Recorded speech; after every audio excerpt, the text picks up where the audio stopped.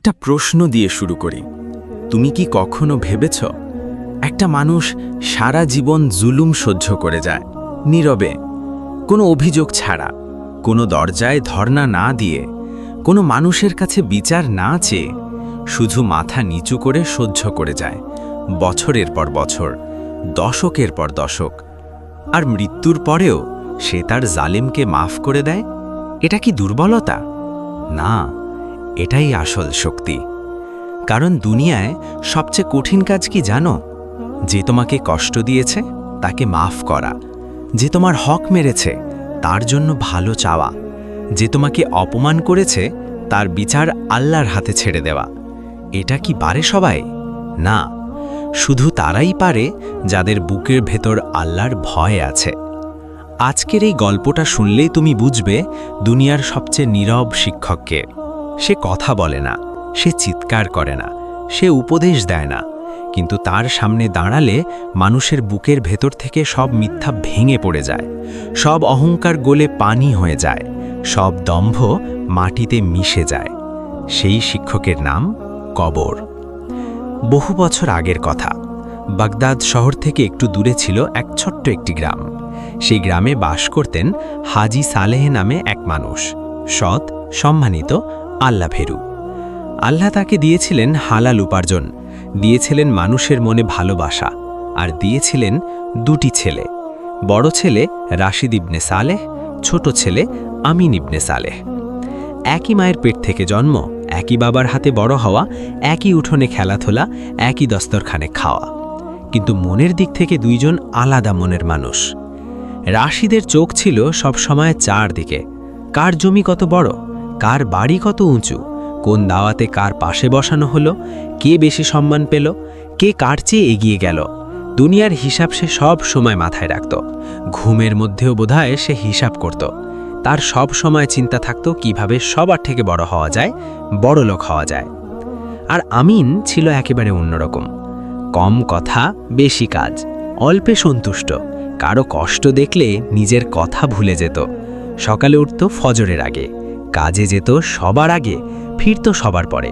কিন্তু মুখে অভিযোগ ছিল না, চোখে অসন্তোষ ছিল না। সে ছিল একজন আল্লাহভীরু ও সৎ মানুষ এবং সবরকারী ব্যক্তি। হাজি সালেহ বেঁচে থাকতে দুই ভাইকে এক সুতোয় বেঁধে রেখেছিলেন। তিনি প্রায়ই বলতেন, শোনো, সম্পদ কম বেশি হতে পারে, এক ভাইয়ের ঘরে বেশি যেতে পারে আর এক ভাইয়ের ঘরে কম, কিন্তু রক্তের সম্পর্কের হিসাব কিয়ামতের দিনও মিটবে না। টাকা ফুরায়, কিন্তু ভাই ভাইয়ের হক কখনো ফুরায় না। তিনি ছেলেদের দেখতেন, ভাবতেন, দোয়া করতেন। মানুষ যতদিন ছায়ার নিচে থাকে ততদিন গাছের কদর বোঝে না। হাজি সালেহ মারা গেলেন, আর সেই ছায়া সরে যেতেই মানুষের ভেতরের আসল রং বেরিয়ে পড়ল। এক একজনের এক এক চরিত্র সমাজে ভেসে উঠল। বাবা রেখে গেলেন কিছু জমি, একটা পুরনো দোতলা বাড়ি, একটা তেলের ঘানি, দুটো খেজুর বাগান আর কয়েকটা উট। শরিয়াত মোতাবেক ভাগ হওয়ার কথা। গ্রামের ইমাম আব্দুল হক বললেন, আল্লাহর নির্ধারিত হিসাবে সব ভাগ হবে, যতটুকু যার হক সে ততটুকুই পাবে। আমরা ইসলাম এবং কোরআনুল কারিমের মাধ্যমে তা জানতে পারি। কিন্তু রাশিদের মাথায় তখন অন্য হিসাব ঘুরছে। সে নিজেকে বোঝালো, আমিন তো ব্যবসা বোঝে না, এত সম্পদ সামলাতে পারবে না, লোকসান করবে। আমি সামলালেই তো ভালো, আমি তো বড় ভাই, আমার দায়িত্ব আছে। কিন্তু মনের ভেতর আসল সত্য অন্য ছিল। সে চাইছিল সব নিজের কাছে রাখতে। প্রথমে নরম কথায় এলো, ছোট ভাইকে ডেকে বলল, দেখ আমিন, তুমি সরল মানুষ, এসব লোকজন, বাজার, হিসাব, ব্যবসা এগুলো তোমার দ্বারা হবে না। তুমি সহজ মানুষ, আমার হাতেই রাখো, যখন যা দরকার আমি তোমাকে দেব। আমিন মাথা নিচু করে বলেছিল, ভাই আপনি বড়, আপনি যেমন ভালো বোঝেন। কথাটা ছিল সম্মানের, কিন্তু রাশিদ সেটাকে দুর্বলতা ভাবল, সুযোগের কথা ভাবল। কিছুদিনের মধ্যে বাড়ির ভালো অংশ, উর্বর জমি, খেজুর বাগান, ঘানি সব নিজের নামে। আমিনকে দিল গ্রামের প্রান্তে একটা ভাঙা মাটির ঘর, আর দিল পাথর ভরা এক টুকরো অনুর্বর জমি, যেখানে বছর গেলে ফসলের চেয়ে আগাছাই বেশি জন্মাত। মাটিও যেন সেই জমিকে জেনে না, সেখানে বীজ দিলে অঙ্কুর উঠতে না উঠতেই মরে যায়। গ্রামের কেউ কেউ কষ্ট পেয়েছিল, আমিন তো সহজ সরল মানুষ, কিন্তু আমিন কাউকে কিছু বলেনি। সে শুধু এক রাতে বাবার কবরের পাশে গিয়ে বসে রইল বহুক্ষণ, মাথা নিচু, হাত বুকে ভাঁজ করা, চারদিক নীরব। তারপর আস্তে করে বলল, আব্বা, আমি ভাইয়ের বিরুদ্ধে জোবান খুললাম না। আল্লাহ আছেন, তিনি বিচারক, তিনি যথেষ্ট। আল্লাহ উত্তম পরিকল্পনাকারী। সেই রাতে বাতাসে খেজুর পাতার শব্দ হচ্ছিল। মনে হচ্ছিল কবরের নীরবতা সবরের সবরকে সাক্ষী করে রাখছে। সাক্ষী হচ্ছে মাটি, সাক্ষী হচ্ছে রাত, সাক্ষী হচ্ছে আকাশ। আর আল্লাহ, তিনি তো সবসময়ই দেখেন। কয়েক বছর কেটে গেল। রাশিদের দুনিয়া যেন রঙিন হয়ে উঠল। নতুন বাড়ি উঠল, উঁচু দেওয়াল, খিলানোওয়ালা দরজা, মাঝখানে ফোয়ারা, অতিথিশালা আলাদা, উঠোনে সারি সারি চাকর দাঁড়িয়ে থাকত। রান্নাঘরে প্রতিদিন এত হাঁড়ি চড়ে যেন উৎসব লেগে আছে। ধনীরা সালাম দেয়, বাজারে আলাদা আসন, মানুষ তার নাম নেয়, যেন এক অন্যরকম পরিবর্তন। আর আমিন কখনো কারো জমিতে মজুরি করত, কখনো কাঠ কাটত, কখনো খেজুর শুকানোর কাজে হাত লাগাত, কখনো দূরের বাজারে বস্তা বইত। কঠিন পরিশ্রম, কঠিন জীবন। তার স্ত্রী মারিয়াম ছিল ধৈর্যশীলা নারী। পুরনো কাপড় কেটে সেলাই করে সংসার চালাত, খেজুর বিচি শুকিয়ে জ্বালানি বানাত, মাটির চুলায় পাতলা রুটি বেক করত। সংসারের কোনো কিছুতে তার কোনো অভিযোগ ছিল না, এবং তার স্বামীর উপরেও কোনো অভিযোগ করত না কখনো। তাদের একটি ছেলে ছিল, রাইয়ান। সে বড় হয়েছিল বাবার কাঁধে বসে ক্ষেত দেখতে দেখতে, মায়ের কণ্ঠে কুরআনের সূরা শুনতে শুনতে, আর অভাবের মধ্যেও শুকরিয়া বলতে শিখতে শিখতে। এই শিক্ষাটা সে তার ছোটবেলা থেকেই তার মা বাবার কাছ থেকে পেয়েছে। আমিনের ঘরে ধন ছিল না, কিন্তু ঝগড়া ছিল না। শখ ছিল না, কিন্তু হারামও ছিল না। রাতের অন্ধকারে যখন বড় বড় বাড়িগুলোতে প্রদীপ জ্বলত, আমিনের ঘরে হয়তো একটি মাত্র কুপি টিমটিম করত, কিন্তু সেই একটু আলোতেও কুরআনের আয়াত পড়া হতো, দু হাত তুলে দোয়া করা হতো, আর বলা হতো, হে আল্লাহ, অল্পে বরকত দাও। এই দোয়া কখনো ব্যর্থ হয় না। একদিন রাশিদের ঘরে ছেলে সন্তান জন্ম হলো। 3 মেয়ের পর ছেলে। রাশিদ যেন আকাশে উঠে গেল। তার মনে হলো সে এখন সব পেয়েছে, দুনিয়া যেন তার হাতের মুঠোয়। সে ঘোষণা দিল 7 দিন ধরে আনন্দ হবে, গুরু জবাই হবে, শহর থেকে সুগন্ধি চাল আসবে, দূরের কবিয়াল ডাকা হবে, মেহমানদের জন্য আলাদা তাঁবু পড়বে। এ যেন এক বিরাট ব্যাপার স্যাপার। সন্তানের আকিকা হওয়ার কথা ছিল, আল্লাহর শুকরিয়া আদায়ের কথা ছিল, কিন্তু রাশিদ সেটাকে নিজের মর্যাদার প্রদর্শনী বানিয়ে ফেলল। সবাইকে দেখাতে হবে আমি কতটা বড়, আমি কতটা ধনী, আমি কতটা গুরুত্বপূর্ণ। গ্রামের ঘরে ঘরে দাওয়াত পৌঁছল। ধনী, গরিব, আত্মীয়, অনাত্মীয়, ব্যবসায়ী, আদেম, প্রায় সবার কাছে। কিন্তু একটা ঘরে দাওয়াত পৌঁছল না, আমিনের ছোট্ট কাঁচা ঘরে। সেদিন বিকেলে আমিন ক্ষেত থেকে ফিরছিল। শরীরে ধুলো, কাঁধে বাসায় লাঠি, মুখে ক্লান্তির ছাপ। পথে কয়েকজন বলল, আরে আমিন, তুমি এখনো ভাইয়ের বাড়ি গেলে না? শুনলাম আজ তো সেখানে খুব ধুমধাম, ছেলে হয়েছে, বড় আয়োজন। কথাটা শুনে আমিন থেমে গেল। কাঁধের লাঠিটা একটু কাঁপল, চোখে ক্ষণিকের বিস্ময় ফুটে উঠল, তারপর ব্যথা, তারপর সেই ব্যথা আড়াল করার চেষ্টা। সে জোর করে হেসে বলল, হ্যাঁ, কাজ ছিল, আমি বাড়িতে গিয়ে পরিষ্কার পরিচ্ছন্ন হয়ে আমি এখন যাব ইনশাল্লাহ। লোকেরা চলে গেল, আর তার হাসিটাও মুছে গেল। হাঁটতে হাঁটতে সে নিজেকে বোঝাতে লাগলো, হয়তো ভুলে গেছে। এত বড় আয়োজন, এত ব্যস্ততা, এত লোকজন, ইচ্ছে করে নিশ্চয়ই ডাকেনি। তার মনে নানান প্রশ্ন শুরু হয়ে গেল। মানুষ যখন সত্যি জানে, তবু হৃদয়কে কষ্ট থেকে বাঁচাতে অজুহাত খোঁজে, মিথ্যা সান্ত্বনা খোঁজে, কারণ সত্যিটা মেনে নিতে অনেক সাহস লাগে। আমিন সেই সাহস দেখাতে পারছিল না। তার মন সেই কষ্ট থেকে বাঁচতে চাইছিল। বাড়ি ফিরে স্ত্রীকে খবর দিল। মরিয়ম কিছুক্ষণ চুপ করে রইল, ঘরের মেঝের দিকে তাকিয়ে রইল। তারপর বলল, আপনাকে ডাকেনি, আমাকে ডাকেনি, এটা পর্যন্ত ঠিক আছে, কিন্তু আপনার ভাইয়ের ঘরে ছেলে হলো আর আপনি অন্যের মুখে শুনলেন, এই কষ্টের কথা। আমিন নরম গলায় বলল, না ডাকলেও ভাই তো ভাই, খুশি দিনে গেলে হয়তো মন নরম হবে। পাশে দাঁড়ানো রাইয়ান শিশুসুলভ আনন্দে বলল, আব্বা, আমি কি নতুন চাচাতো ভাইকে দেখতে যাব? আমিন বুকে কাটা অনুভব করল। একটা ছোট্ট শিশুর এই সরল প্রশ্নটা, সে বুঝতে পারছে না সে কতটা গভীর কষ্টের জায়গায় হাত দিয়েছে। তবু আমিন ছেলের মাথায় হাত রেখে বলল, যাব বাবা, আমরা কিছুক্ষণের ভেতর বের হব ইনশাল্লাহ। কিন্তু খালি হাতে কি যাওয়া যায়? মারিয়াম হরের চারদিক তাকালো, দেওয়ার মতো নতুন কিছু নেই। তারপর সে একটা কৌটো খুলল, সেখান থেকে বের করলো একটা ছোট কাপড়ের শিশু চাদর। নিজের পুরনো কিন্তু পরিষ্কার কাপড় কেটে হাতে সূচ ফুটিয়ে সেলাই করেছিল।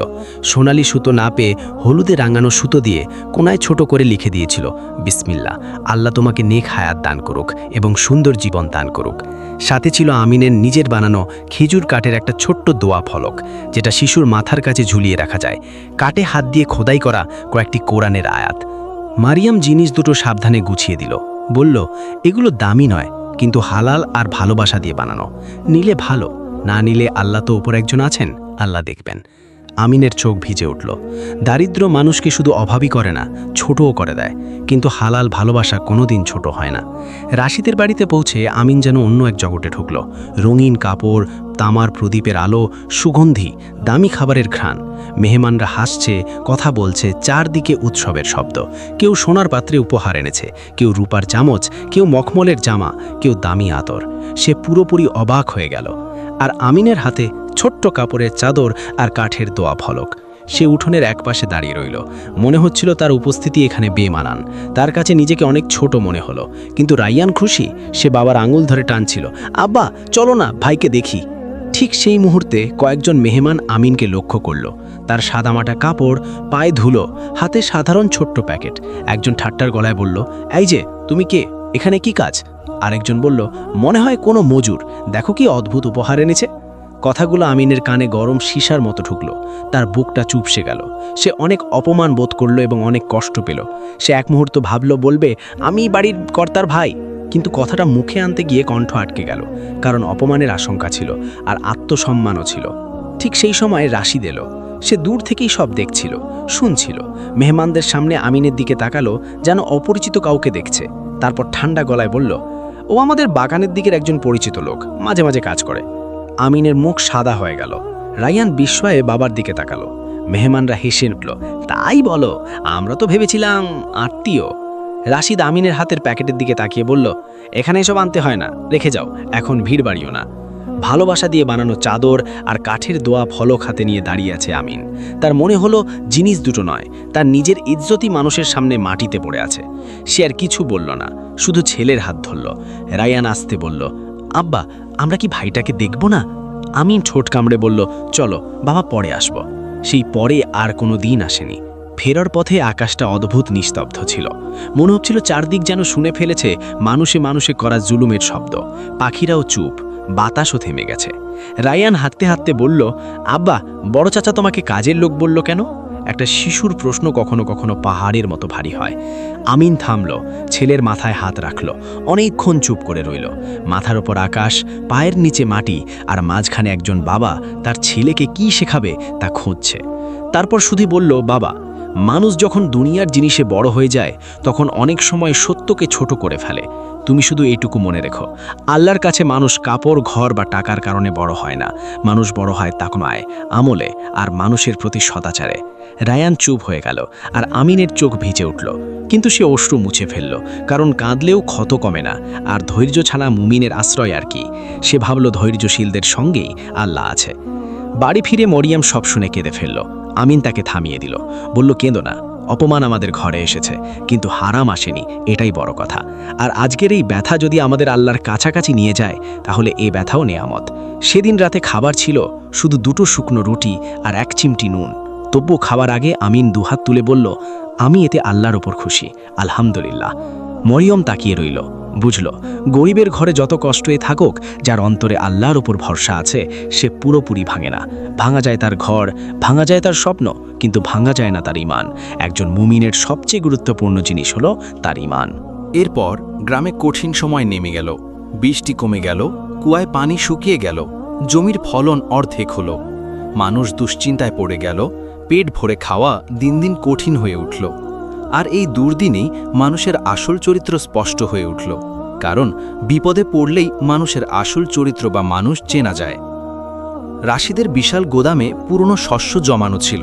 সে চাইলে দরিদ্র পরিবারগুলোকে সাহায্য করতে পারত, গ্রামের মানুষের পাশে দাঁড়াতে পারত, কিন্তু সে উল্টো দাম দ্বিগুণ করে দিল। যে শস্য গত মাসে 1 মুদ্রায় দিত, এখন 2 মুদ্রা না দিলে বের করত না। একদিন একজন বিধবা তার দরজায় এসে দাঁড়ালো। তার কোলে ছোট একটি শিশু, চোখে জল। বলল, হুজুর, বাচ্চারা 2 দিন কিছু খায়নি, একটু গম দিন, পরে শোধ দেব। রাশিদ কপাল কুঁচকে বলল, এখানে কি সদকার দোকান খুলেছি? শোধ দিতে না পারলে এখনই সরো। অথচ একই বিকেলে আমিনার ঘরে এক মুসাফির এসে দাঁড়ালো। মারিয়াম ফিসফিস করে বলল, এইটুকুই শেষ, পরের দিনের জন্য রাখা। আমিন বলল, শেষ হলে হোক, অতিথির রিজিক আল্লাহ পাঠান, আমাদেরটাও তিনিই দেবেন। সেদিন তারা নিজেদের ভাগের অর্ধেক রুটি মুসাফিরকে খাইয়ে দিল। ক্ষুধা কমল না, কিন্তু মনে অদ্ভুত প্রশান্তি নামল। আমিনের একটা অভ্যাস ছিল, প্রতি জুমার বিকেলে সে বাবার কবর জিয়ারত করতে যেত। মাঝে মাঝে রাইয়ানকে নিয়ে যেত।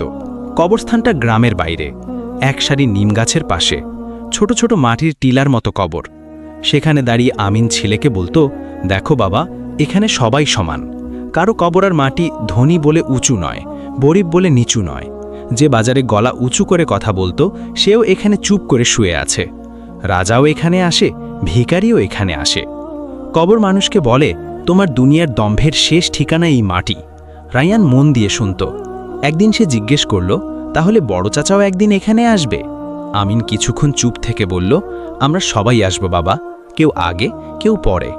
কবর এমন এক জায়গা, সেখানে একবার গেলে আর কোনোদিন ফিরে আসা যাবে না, তাই মানুষকে কষ্ট দেওয়ার আগে কবরের কথা মনে করা উচিত।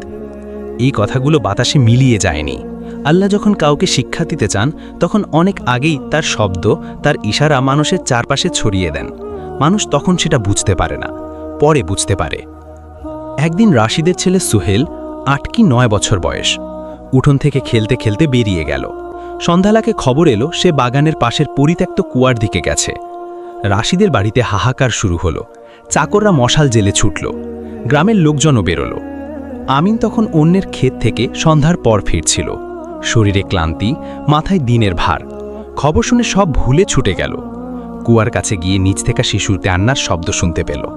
কুয়ার মুখ ভাঙা, চারপাশ পিচ্ছিল, অন্ধকার নিচে, কেউ নামতে সাহস করছে না।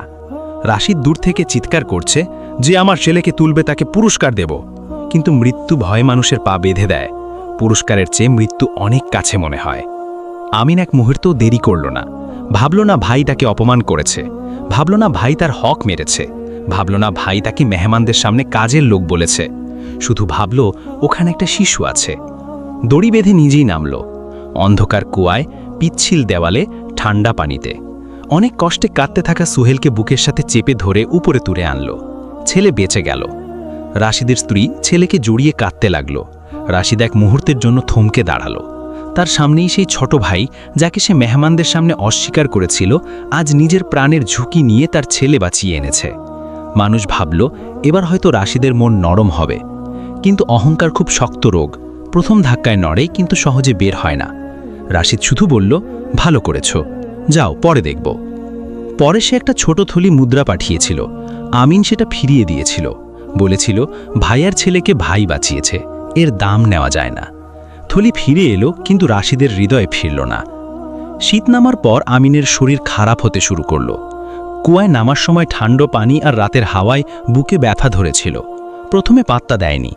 গরিব মানুষের অসুখ চুপচাপ থাকে, যতক্ষণ না শরীর ভেঙে পড়ে। তখন আর লুকানো যায় না। দিন দিন কাশি বাড়ল, জ্বর এলো, শরীর শুকিয়ে গেল। তবু সে কাজ ছাড়েনি, কারণ কাজ বন্ধ মানেই হাঁড়ি বন্ধ।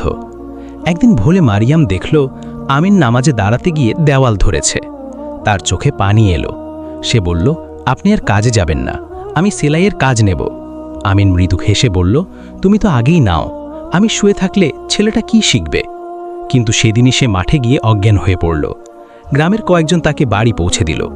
ইমাম আব্দুল হক সাহেব এসে দেখে বললেন, ভালো হাকিম দেখাতে হবে। কিন্তু ভালো হাকিম মানে টাকা। আর সেই কথা উঠতেই ঘরের নীরবতা আরও ভারী হয়ে গেল। একটা ঘরের চুপ থাকার নীরবতা আর দারিদ্র্যের নীরবতা আলাদা। দারিদ্র্যের নীরবতায় ভার আছে, বোঝা আছে, যন্ত্রণা আছে। অবশেষে খাদিজা সাহস করে রাশিদের বাড়িতে গেল। এত বছর অপমান সয়েও, শুধু এই আশায় যে অসুখের সময় হয়তো ভাই ভাইকে ফিরিয়ে দেবে না। রক্তের টান এতটুকু বাকি আছে। দরজায় দাঁড়িয়ে বলল, ভাইজান, আমিনের খুব কষ্ট, একটু সাহায্য দরকার, হাকিম দেখাতে হবে। রাশিদ তখন হিসাবের খাতায় চোখ দিয়ে বলল, আমারও এখন খরচ অনেক, সবাই অসুখ হলেই আমার কাছে আসবে। মারিয়াম কাপা গলায় বলল, ভিক্ষা চাইতে আসেনি, ধার দিন, কাজ করে শোধ দেব। রাশিদ বিরক্ত হয়ে উঠল, বলল, যে নিজের সংসার চালাতে পারে না সে ধার শোধ দেবে কি দিয়ে? যাও, আমার সময় নেই, আমার অনেক কাজ আছে, আমি এখন অনেক ব্যস্ত আছি। মারিয়াম আর কিচ্ছু বলল না। তার চোখ দিয়ে অশ্রু পড়ছিল। সে ফিরে আসছিল, আর পেছনে মেহমানখানার চাকরদের ফিসফিস শব্দ ভেসে আসছিল। দরজাটা যেভাবে মুখের সামনে বন্ধ হলো, সে বুঝল শুধু দরজা নয়, রক্তের সম্পর্ক অনেক আগেই বন্ধ হয়ে গেছে। বাড়ি ফিরে মারিয়াম কিছু লুকাতে পারল না। আমিন সব বুঝে গেল, কিন্তু আশ্চর্য, তার মুখে কোনো রাগ এলো না, কোনো বিদ্বেষ নয়, কোনো ঘৃণা নয়। সে স্ত্রীর হাত ধরে বলল, মারিয়াম, কখন আমার ভাইয়ের জন্য বদদোয়া করবে না। আল্লাহ যদি চান তাকে শিক্ষা দেবেন, আর যদি না চান আমাদের বদদোয়াতেও লাভ নেই। মারিয়াম ফুপিয়ে উঠল, মানুষে তো জুলুম করে, আপনি তবুও তার জন্য ভালো চান? আমিন শান্ত গলায় বলল, হ্যাঁ, কারণ আমি চাই না কিয়ামতের দিন তার জুলুমের বোঝা নিয়ে এসে দাঁড়ায় আর আমার মনে তার জন্য আগুন জ্বলুক। আমি যদি মাফ করতে পারি, হয়তো আল্লাহ আমাকেও মাফ করবেন। আল্লাহ পাক রব্বুল আলামিন হলো সবচেয়ে বড় বিচারক। এই কথাটা শুনে মারিয়াম আর কথা বলতে পারল না। সে বুঝল এই মানুষটা শুধু সবর করেনি, এই মানুষটা ভালোবাসাকে তার জায়গায় রেখেছে। সেই রাতে আমিন তার ছোট ছেলে রায়ানকে ডেকে নিল। রায়ান বাবার মাথার পাশে বসে আছে। ছোট ছেলেটা বুঝতে পেরেছে ঘরে কিছু বড় কষ্ট নেমেছে। আমিন মাথায় হাত বুলিয়ে বলল, বাবা, মন দিয়ে শোনো, নামাজ কখনো ছেড়ো না, কোরআন ধরে রাখো, মাকে কষ্ট দিও না, আর বড় চাচার জন্য কখনো মনে ঘৃণা রেখো না। রায়ান বিস্ময়ে বলল, যিনি আপনাকে কষ্ট দিলেন তাকে আমি কেন ঘৃণা করব না? আমিন চোখ বন্ধ করল, হয়তো বুকের ব্যথা বাড়ছিল। তারপর বলল, কারণ ঘৃণা আগুনের মতো, আগে নিজের বুকই পোড়ায়। আর মনে রেখো, মানুষের বিচার দুনিয়ায় পুরো হয় না, কবর আর আখিরাতের বিচার সবচেয়ে নিখুঁত। তারপর সে মারিয়ামকে ইশারায় এক টুকরো কাগজ আনতে বলল। কাপা হাতে কিছু লিখল। কাগজটা ভাঁজ করে বলল, আমি যদি না থাকি, আর যদি কোনোদিন তোমাদের বড় চাচা আমার কবরের পাশে আসে, তখন এটা তাকে দেবে, এর আগে নয়। মারিয়ামের বুক ফেটে যাচ্ছিল। সে কাগজটা বুকে চেপে রাখল। দুদিন পর ফজরের আগ মুহূর্তে আমিনের অবস্থা খুব খারাপ হলো। বাইরে ঠান্ডা হাওয়া বইছে, কুয়াশা জমেছে, গাছের পাতায় ভোরের শিশির। দূরে মসজিদ থেকে আজানের প্রথম ধ্বনি উঠল, আল্লাহু আকবার। আমিন অনেক কষ্টে অজু করল, বসে বসে নামাজ পড়ল। তারপর দু হাত তুলে খুব আস্তে দোয়া করতে লাগল।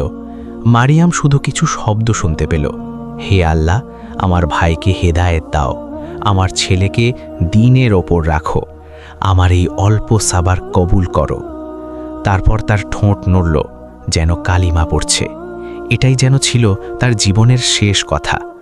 আর একটু পরেই ঘরে এমন নীরবতা নেমে এলো, যেটা চিরবিদায়ের নীরবতা, যেটা সূর্যোদয়ের আগের শেষ অন্ধকারের মতো, যেটা থেকে কোনো ফেরা নেই। রায়ান বাবার হাত ধরে ডাকতে লাগলো, আব্বা, আব্বা। কিন্তু মানুষ যখন মাটির সফরে রওনা দেয়, তখন তাকে আর দুনিয়ার কোনো ডাক ফেরাতে পারে না। একজন মানুষের মৃত্যু হয়ে গেলে সে আর কোনো দিন ফিরে আসে না। আমিনের মৃত্যুর খবর পুরো গ্রামে ছড়িয়ে পড়ল। মানুষজন বলতে লাগলো, আহা, কি সৎ মানুষ ছিল, কাউকে কষ্ট দিতে শোনেনি, নিজে না খেয়ে অন্যকে খাইয়েছে, জীবনে কারও বিরুদ্ধে অভিযোগ করেনি। অনেকেই জানাজায় আসার জন্য বেরোলো। কবর খোঁড়া হলো, তার বাবার কবরের পাশেই, যেমন সে চেয়েছিল। সে তার বাবার পাশে তার কবরটা পেয়েছে, সে অনেক ভাগ্যবান। কবরখানার খাদেম বুড়ো নিজের হাতে মাটি কাটছিলেন, বলছিলেন, সৎ মানুষের জন্য মাটি নরম হয়। অন্যদিকে রাশিদের বাড়িতে খবর পৌঁছতেই অদ্ভুত নীরবতা নেমে এলো। রাশিদের স্ত্রী আসতে বলল, তোমার ভাই মারা গেছে। রাশিদ কয়েক সেকেন্ড চুপ, তারপর মুখ থেকে বেরোলো, ইন্না লিল্লাহি ওয়া ইন্না ইলাইহি রাজিউন। কিন্তু কথাটা মুখ থেকে বেরোলেও হৃদয়ে নামল না। তার ছেলে সুহেল এসে দাঁড়ালো। সে কাঁদছিল, বলল, আব্বা, চাচা না থাকলে আমি তো কুয়াতেই মারা যেতাম, আমরা কি জানাজায় যাব না? এই কথাটা রাশিদের বুকে প্রথম সত্যিকারের আঘাত করল। তার ছেলে, একটি শিশু, এই সত্যটা দেখতে পেয়েছে যেটা সে দেখতে চায়নি। সে ছেলের চোখের দিকে তাকাতে পারল না। অনেকক্ষণ পর ধীরে ধীরে বলল, চলো। জানাজার দিন আকাশ মেঘলা ছিল, গ্রামের মানুষ দলে দলে আসছিল। আমিনের ঘরের সামনে সাদা কাপড়ে মোড়ানো লাশ রাখা হয়েছে, মুখ দেখা যাচ্ছিল না, কিন্তু যারা তাকে জীবিত দেখেছে তাদের সবার চোখে একটাই ছবি ভাসছিল, কষ্টে শুকিয়ে যাওয়া মুখ, পরিশ্রমে শক্ত হয়ে যাওয়া হাত, আর তবুও মুখে ধৈর্যের আলো। ইমাম আব্দুল হক সাহেব জানাজার আগে বললেন, ভাইয়েরা, মৃতের জন্য দোয়া করুন, আর যদি তার কোনো হক কারো কাছে থেকে থাকে আজ মনে করুন, কারণ কবরের সফর একা। রাশিদ পেছনে দাঁড়িয়েছিল, কেউ তার দিকে সরাসরি তাকাচ্ছিল না, কিন্তু সে অনুভব করছিল সবাই জানে এই মৃত মানুষটিকে সে কেমন ব্যবহার করেছে। তবুও অহংকারের শেষ পর্দাটা তখনও পুরো ভাঙেনি। জানাজা পড়া হলো, লাশ কাঁধে তোলা হলো। একসময় লাশের এক কোণা রাশিদের কাঁধেও এলো। সেই ওজন অনেক বেশি ছিল না, কিন্তু তার মনে হলো বছরের পর বছর জমে থাকা সব অন্যায়ের ভার তার কাঁধে চাপানো হয়েছে। কবরস্থানে পৌঁছে লাশ নামানো হলো। বাতাস ঠান্ডা, নিমপাতা আস্তে আস্তে ঝরছে। আমিনের কবর প্রস্তুত, তার বাবার কবর ঠিক পাশে। মনে হচ্ছিল পৃথিবীর বুকে যেখানে দুই ভাইয়ের মাঝে দূরত্ব তৈরি হয়েছিল, মাটির নিচে সেখানে বাবা ছেলেকে পাশাপাশি শুইয়ে দেওয়া হবে। লাশ কবরে নামানোর আগে আব্দুল হক সাহেব বললেন, যার শেষ দেখা আছে দেখে নিন। কাপড়ের ভাঁজ সরে গিয়ে আমিনের মুখটা একটু দেখা গেল। মৃত্যুর পর মানুষের মুখে এক আশ্চর্য প্রশান্তি আসে, যেন সব কষ্ট শেষ হয়ে গেছে, যেন দীর্ঘ সফর শেষে ঘরে পৌঁছেছে।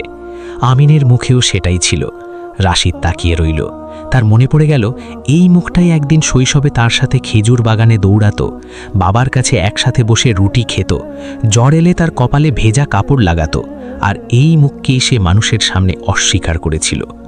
লাশ কবরে নামানো হলো, মাটি দেওয়ার প্রস্তুতি চলছে। ঠিক তখন মারিয়াম সবার সামনে আস্তে করে রাইয়ানের হাতে একটা ভাঁজ করা কাগজ দিল। রায়ান কেড়ে কেড়ে রাশিদের সামনে এসে দাঁড়ালো। তার ছোট্ট গলায় কাঁপন, তবুও কথা স্পষ্ট। আব্বা বলেছিলেন, আপনি যদি কোনোদিন তার কবরের পাশে আসেন তখন এটা দিতে। রাশিদের হাত কেঁপে উঠল। সে কাগজ নিল। চারপাশ নিস্তব্ধ, শুধু বাতাসের শব্দ। নিম পাতা পড়ছে। সে কাগজ খুলল। কাঁপা হাতে লেখা, ভাই রাশিদ, যদি তুমি এই চিঠি পড়ো তাহলে বুঝবো আমি মাটির ঘরে চলে গেছি আর তুমি এখনো দুনিয়ার ঘরে আছো। আমি দুনিয়ায় তোমার বিরুদ্ধে বিচার চাইনি, কারণ আল্লাহর আদালত সবচেয়ে ন্যায় বিচারকারী। তুমি আমাকে যে কষ্ট দিয়েছ আমি সেটা সওয়াবের আশায় সহ্য করেছি। আমি তোমাকে মাফ করে দিলাম। কিন্তু কবরের পাশে দাঁড়িয়ে 3টি কথা মনে রেখো। 1, কবরের মাটি ধনী গরিব চেনে না। 2, কাফনের কাপড়ে কোনো পকেট থাকে না। আর 3, যে ভাই নিজের ভাইয়ের হক মেরে খায় তার হিসাব খুব ভারী। যদি পারো আল্লাহর কাছে তওবা করো। আমার স্ত্রী সন্তানকে দয়া নয়, তাদের হক দিও। আর কখনো কোনো গরিব মানুষকে অপমান করো না। তোমার ছোট ভাই আমিন। চিঠি পড়তে পড়তে রাশিদের চোখ ঝাপসা হয়ে গেল। শেষ লাইনটা পড়তে গিয়ে হাত কেঁপে উঠল। কাগজটা প্রায় পড়ে যাচ্ছিল। এতদিন সে ভেবেছিল ক্ষমতা মানেই শক্তি, ধন মানেই মর্যাদা। কিন্তু আজ একটা কবরের সামনে দাঁড়িয়ে সে বুঝল, যে মানুষটা সারা জীবন তার জুলুম সহ্য করে গেল, সেই মানুষই মৃত্যুর পরও তাকে মাফ করে দিল। রাশিদ হঠাৎ কাঁদতে শুরু করল। প্রথমে চাপা, তারপর ফুঁপিয়ে, তারপর শিশুর মতো। গ্রামের মানুষ বিস্ময়ে তাকিয়ে রইল। তার হাঁটু ভেঙে মাটিতে বসে পড়ল। কবরে হাত রেখে বলল, ভাই, আমাকে মাফ কর। আমি অন্ধ ছিলাম। আমি দুনিয়াকে সব কিছু ভেবেছিলাম। আমি তোকে চিনিনি। কবরখানার খাদেম এগিয়ে এসে ধীরে বললেন, আজ বুঝলে রাশিদ সাহেব, কবরের মাটি মানুষের উপাধি ধরে না। এখানে রাজাও আসে, মজুরও আসে, শুধু আমল যায়। আপনি দুনিয়াতে যতটা ভালো কাজ করবেন, মাটির নিচে গিয়েও ততটাই ভালো থাকবেন। আর যায় মানুষের জন্য করা জুলুমের বোঝা। আপনি জীবনে প্রথমবার সঠিক জায়গায় দাঁড়িয়েছেন, মাটির সামনে, সত্যের সামনে। ইমাম সাহেবও বললেন, মৃত মানুষ আমাদের সবচেয়ে বড় উপদেশ দিয়ে যায়। এই উপদেশ যারা জীবিত অবস্থায় নেয় তারাই বুদ্ধিমান। রাশিদ তখন মুঠো মুঠো মাটি তুলে ভাইয়ের কবরে দিচ্ছিল। তার দামি পোশাক মাটিতে মাখামাখি হয়ে গিয়েছিল, কিন্তু সে খেয়াল করছিল না। তার মনে হচ্ছিল এতদিন সে উঁচু প্রাসাদ বানিয়েছে, অথচ আসল আশ্রয় যে এই মাটির নিচে সেটা সে কোনো দিন ভাবেনি। লোকজন সরে গেল, কিন্তু রাশিদ সরল না। সে বসে রইল, নিম পাতা পড়ছিল, কবরের মাটি ভিজছিল, আর তার বুকের ভেতর ভেঙে পড়ছিল বছরের পর বছর জমে থাকা অহংকারের প্রাসাদ। সেদিন সন্ধ্যায় বাড়ি ফিরে রাশিদ নিজের ঘরকে অচেনা মনে করল। দেওয়ালের সাজদজ্জা, দামি কারুকার্য, ঝুলন্ত পর্দা, সবকিছু হঠাৎ অর্থহীন লাগছিল। সে ছেলেকে কোলে নিল। সুহেল সরল গলায় বলল, চাচা ভালো মানুষ ছিল আব্বা। এই ছোট্ট বাক্যটা বুকে কাঁটা হয়ে বিঁধল। রাশিদ ভাবল, তার ছেলে, যাকে সে দামি জামা, খেলনা, শিক্ষক সব দিয়েছে, সে আজ তার চেয়ে ভালোভাবে একজন মানুষের মূল্য বুঝেছে। রাত গভীর হলে রাশিদ ঘুমাতে পারল না। সে বারবার চিঠি পড়ল, দয়া নয়, তাদের হক দিও। লাইনটা তাকে ছাড়ছিল না।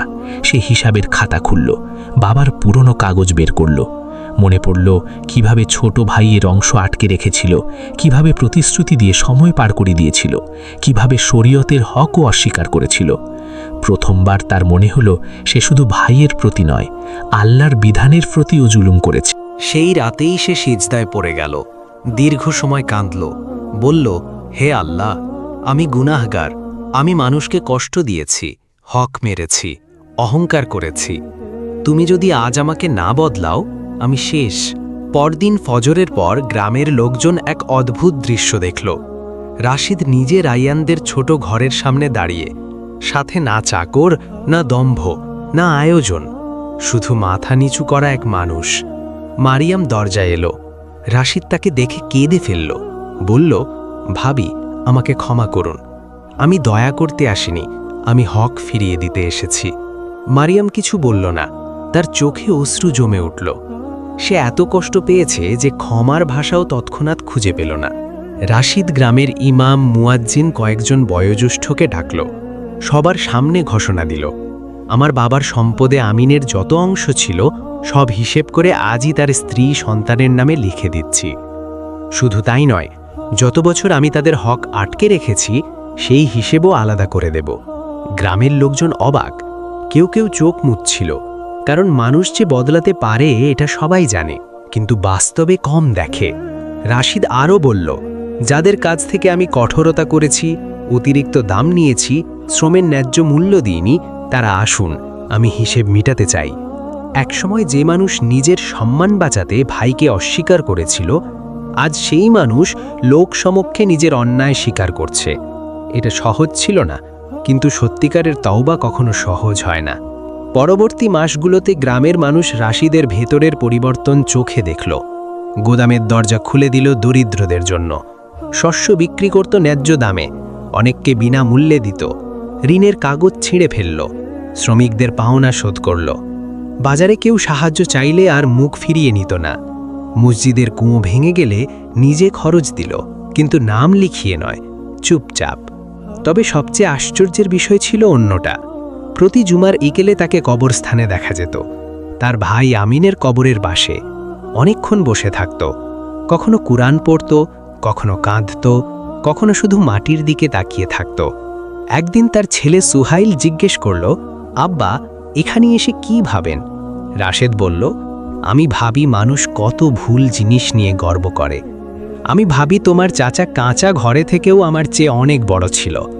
আমি ভাবি একদিন আমাকেও এই মাটির নিচে যেতে হবে, আর তখন আমার সঙ্গে যাবে না আমার সোনা, না আমার বাড়ি, যাবে শুধু আমল আর মানুষের হক। সুহাইল চুপচাপ শুনল, তার শিশু মনেও কথা ঢুকে গেল। মানুষের পরিবর্তন শুধু তাকে বদলায় না, তার পরের প্রজন্মকেও বদলায়। মানুষের পরিবর্তন কখন হয় এটা আল্লাহ ছাড়া কেউ জানে না। হেদায়েতের মালিক একমাত্র আল্লাহ পাক রব্বুল আলামিন। আমিনের ছেলে রাইয়ানকে রাশেদ নিজের সন্তানের মতো লালন করল, তবে দয়ার ভঙ্গিতে নয়, হকের ভঙ্গিতে, সম্মানের ভঙ্গিতে। মাদ্রাসায় পাঠালো, জমির দেখাশোনা শেখালো, বাবার কথা বলল। আর প্রতি বছর আমিনের মৃত্যুর দিনে সেই বাড়িতে নীরবে খাবার রান্না করিয়ে গরিবদের খাওয়াতো। কেউ কারণ জিজ্ঞেস করলে বলতো, একজন মানুষের জন্য, যিনি বেঁচে থাকতে আমাকে শিক্ষা দিতে পারেননি, কিন্তু মৃত্যুর পরও আমাকে পথ দেখিয়ে গেছেন। মারিয়াম একদিন বলেছিল, আপনি যদি এই শিক্ষা আমিন বেঁচে থাকতে নিতেন, রাশেদ মাথা নিচু করে উত্তর দিয়েছিল, তাহলে হয়তো আমার তওবা আরও সুন্দর হতো। কিন্তু মানুষ অনেক সময় সবচেয়ে দামি জিনিস হারিয়ে ফেলেই তার মূল্য বোঝে। একদিন গ্রামের এক বৃদ্ধ তাকে জিজ্ঞেস করলেন, রাশিদ, তোমার এই বদল কিভাবে এলো? রাশিদ দীর্ঘশ্বাস ফেলে বলল, একটা কবর আমাকে শিক্ষা দিয়েছে। জীবিত ভাইকে আমি চিনিনি, মৃত ভাই আমাকে চিনিয়ে দিয়েছে আমি আসলে কে। বৃদ্ধ বললেন, মানুষ যদি কবরের শিক্ষা জীবিত অবস্থায় নেয় তবে সে সৌভাগ্যবান। রাশেদ মাথা নাড়ল, তার চোখ আবার ভিজে উঠল। কয়েক বছর পর গ্রামের লোকেরা যখন রাশেদের কথা বলতো, তখন আগের রাশেদের নয়, বদলানো রাশেদের মনে করত। কিন্তু রাশেদ নিজে কখনো অতীত ভুলে থাকেনি। সে জানত মানুষ বদলালেই অতীত মুছে যায় না, তবে তওবা করলে আল্লাহ অতীতের কালো দাগকে ক্ষমার আলোয় ঢেকে দিতে পারেন। প্রিয় ভাই এবং বোন, এই গল্পে গরিব ভাইয়ের ঘর ছোট ছিল, কিন্তু তার বুক বড় ছিল। বড়লোক ভাইয়ের ঘর বড় ছিল, কিন্তু তার হৃদয় সংকীর্ণ ছিল। এক ভাইয়ের কপালে ঘাম ছিল, আর এক ভাইয়ের গলায় অহংকার। কিন্তু শেষ পর্যন্ত কে জিতল?